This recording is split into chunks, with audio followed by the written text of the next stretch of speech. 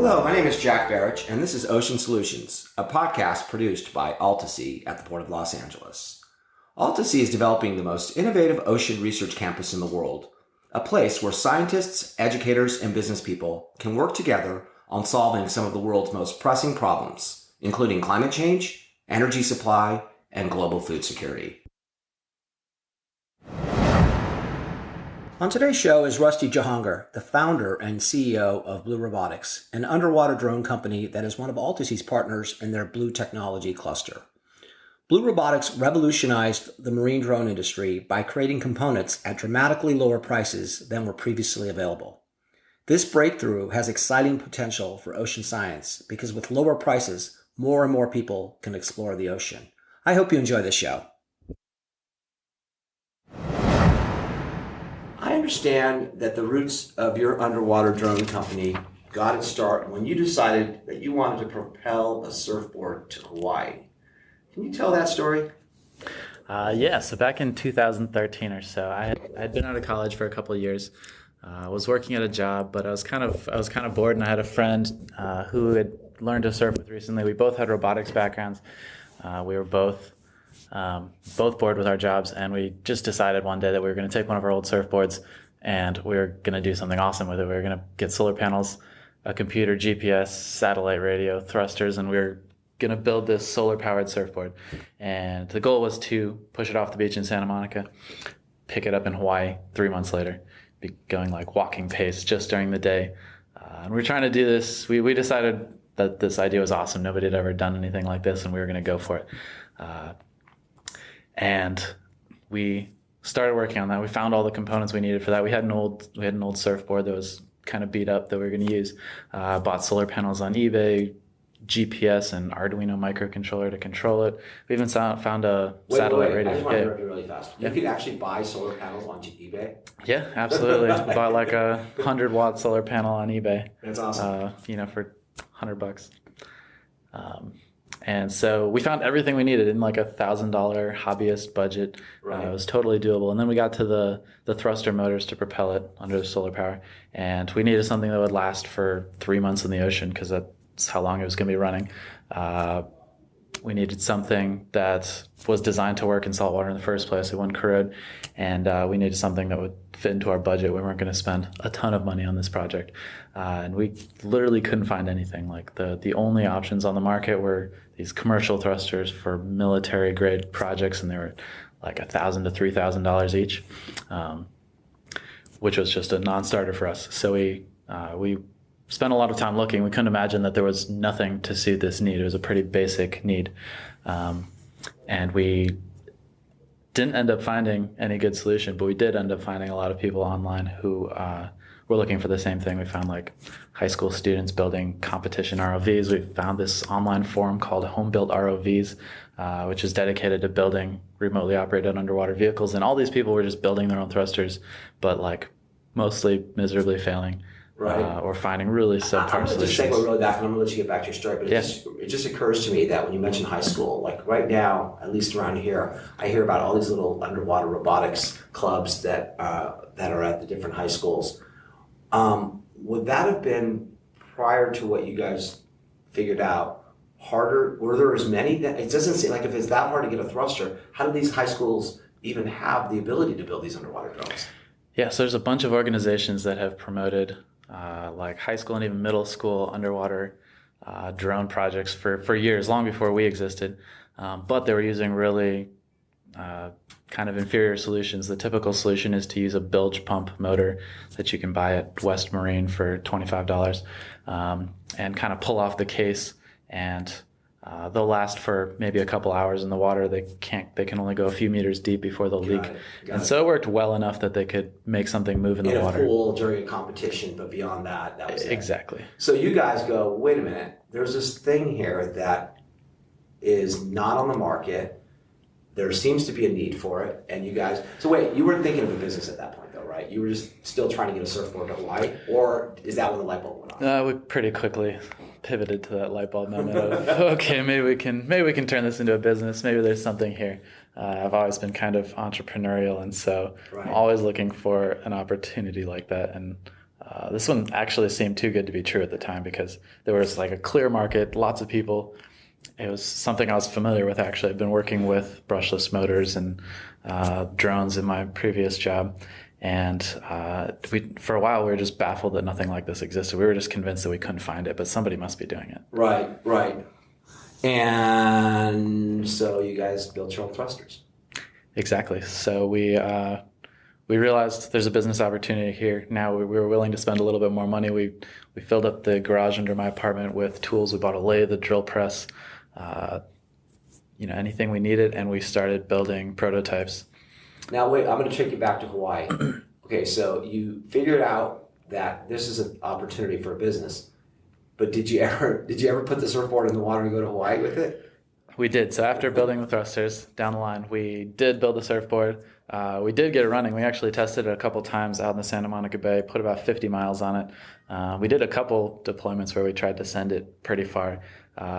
Every time it got caught on kelp.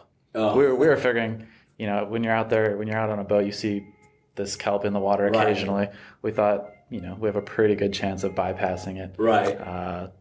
There's not that much of it. It's a big ocean, but every single time we ended up in a pad of kelp. Yep. So that was what prohibited you. So the thruster part you solved, the kelp part you didn't quite get. Yeah, that's a much more difficult problem. It's interesting. So after you decided to start your company, was the original idea to build underwater drones that you could sell to folks, or was it to build thrusters that they could create for their own thing? You're nodding, so it seems like maybe both, or like, what was the original idea? Was it to build underwater drones or build thrusters that other people could use? It was originally to build thrusters that other people could use, just because that's the place we saw a lot of need. That quickly expanded to other components that people could use, because once you have a thruster, that the thruster is the first thing. That's the first problem you run into. It's the biggest problem you run into. It's the most difficult one to overcome on your own. But once you have a thruster, then you need a watertight enclosure to keep the electronics dry. Sure. Once you've got that, then you need a depth sensor to figure out how deep you are.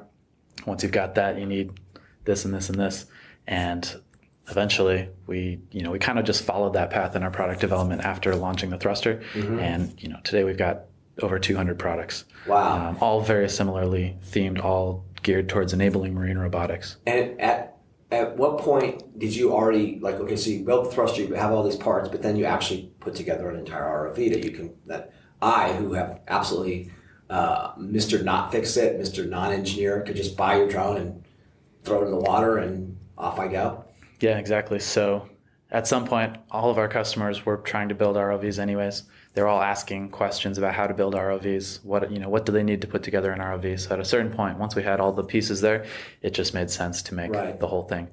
We don't actually sell it as a fully assembled you don't? kit. So, you as a totally non-technical person coming off the street, probably actually wouldn't be that well suited to you. But we put a lot of thought into doing it that way.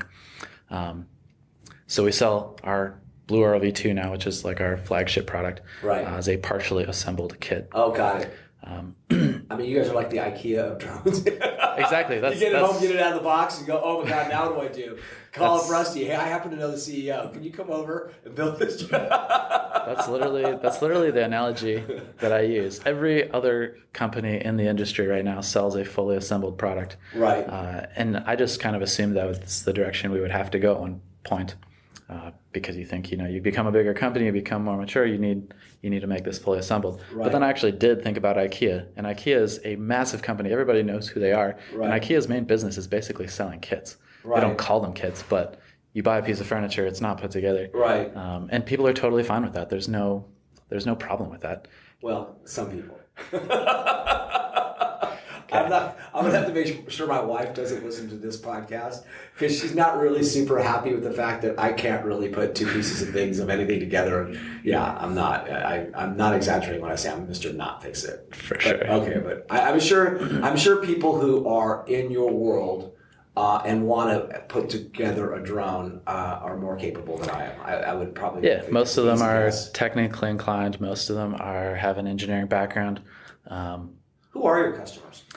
So it's very, very broad. A lot of it's still the students and universities, a lot of research projects beyond just the competitions. Sure. Some of it is hobbyists who are just explorers. We've got people who are just Right. looking for shipwrecks on weekends. Right. And then a lot of it is now inspection businesses and a lot of businesses that are building unique solutions to different problems underwater, using those components that we've got available to make solutions for very specific problems. What role do you think your drones can play, or the kids, we'll call them now, in helping ocean researchers with their science project? How important is it to be able to have what you have now provided them to be able to go underwater and do what they do? Well, let me step back a little bit and just talk about the importance to the kind of marine robotics industry, and then that is serving the entire marine scientific community. But I can explain how we fit into that. Mm-hmm. So I came from a drone background originally in 2010 or so. I was working on quadcopter drones. That's when things were kind of exploding. There were businesses like 3D Robotics and DJI kind of growing from almost garage businesses to raising tens of millions of dollars of funding and right. having thousands of customers. Seemed like almost overnight. Just took a couple of years.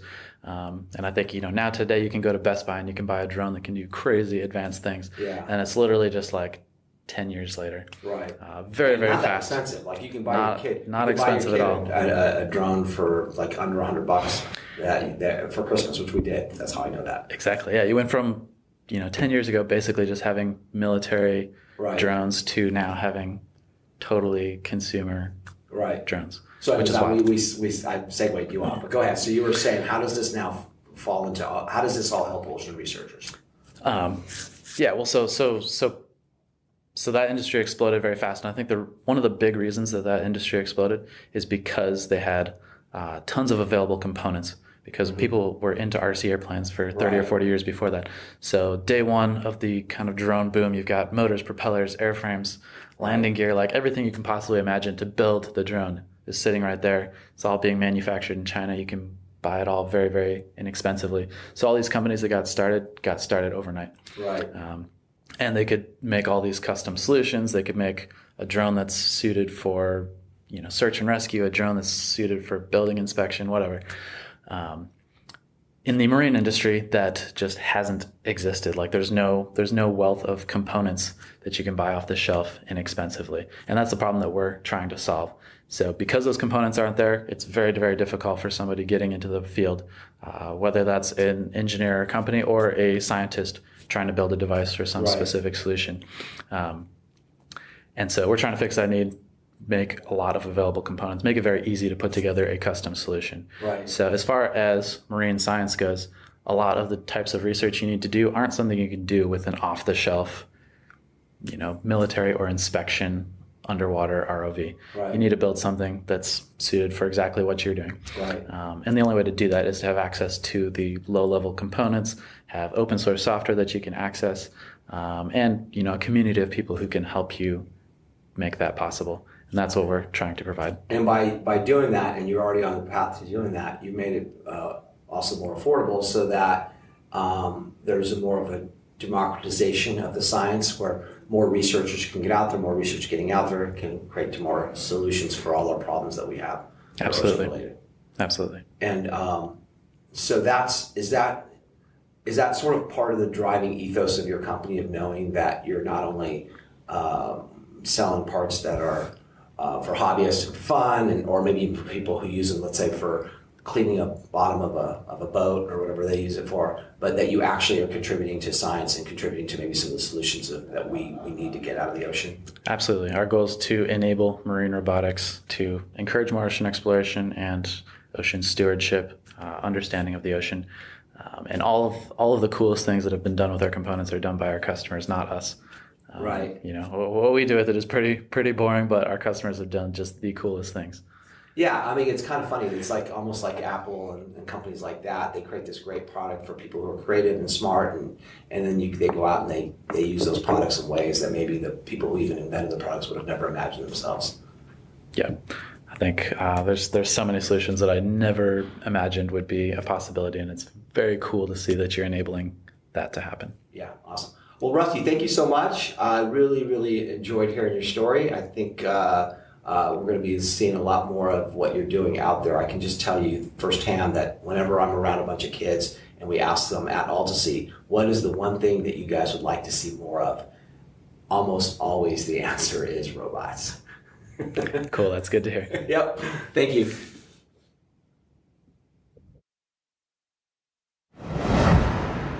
Thank you for listening to Ocean Solutions, produced by Altasea at the Port of Los Angeles. To learn more about Altasea, please visit altasea.org.